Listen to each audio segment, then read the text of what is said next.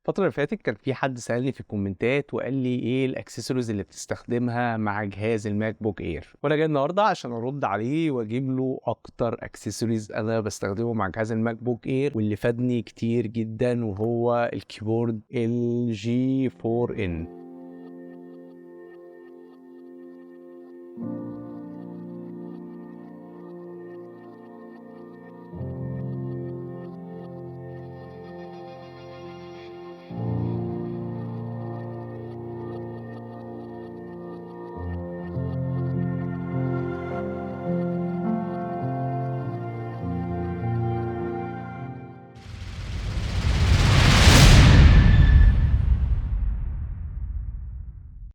الجي 4 ان جي 4 ان كيبورد صغير قوي وبيساعدني بشكل كبير ان انا استخدم جهاز الماك بوك اير مع المونيتور اللي عندي، لان في الاغلب لو حد معاه جهاز لاب عامه مش مهم يكون جهاز ماك او غيره، هتلاقيه دايما بيحب يوصل الجهاز بتاعه اللابتوب بتاعه بالشاشه اللي عنده في البيت، فلازم يكون في كيبورد متوصل ما بينهم. فطبعا لو الكيبورد ده فيه سلك وكده والعمليه صعبه في التوصيل، فده بيكون موضوع مزعج شويه لما تيجي تستخدم الجهاز على شاشة كبيرة. فأنا كان كل العائق اللي بالنسبة لي إن أنا كنت عايز أجيب كيبورد يكون صغير في الحجم، لأن أنا بحب الكيبورد الصغير، ويكون برضو استخدامه مريح والكليك بتاعته حلوة كده وتبقى مش متعبة للصوابع، ويكون وايرلس. يعني ده بالنسبة لي كان مهم جدا. هو الكيبورد اللي احنا جايبينه ده معاه دونجل الصغير ده، يحتاج القطعة الصغيرة دي، يركب في القطعة الصغيرة دي عشان لو احنا عايزين نوصله في جهاز الماك بتاعنا، او لو انا هستخدمه في جهاز بي سي عادي فبستخدم الدونجل بس، ما بحتاجش اشتري القطعه دي. القطعه دي بتبقى بس خاصه باجهزه الماك كمحول يعني من يو اس بي للتايب سي. بالنسبه لاستخدام الكيبورد مريح جدا، والكابس بتاعته حلوه جدا وعليه طبقه حمايه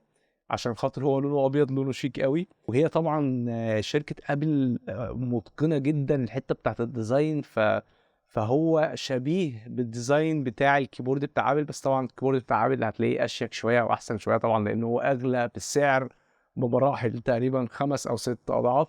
الكيبورد اللي احنا جايبينه ده بس سعره 300 جنيه.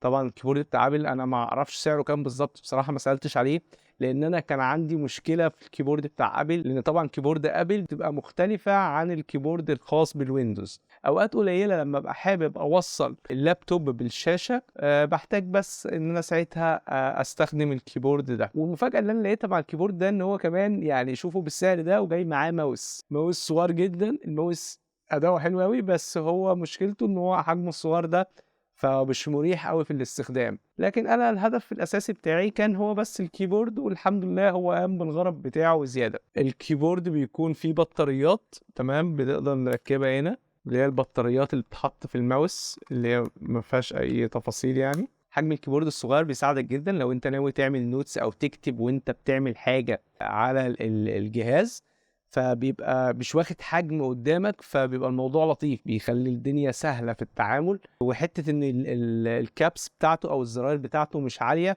دي بالنسبه لي انا بشوفها ان هي اريح، فعشان كده كنت مبسوط قوي لما لقيت كيبورد بالشكل ده. ولو في حد مهتم ان هو يشتريه ممكن اشوف اللينك بتاعه واحطه لكم تحت بالدسكريبشن.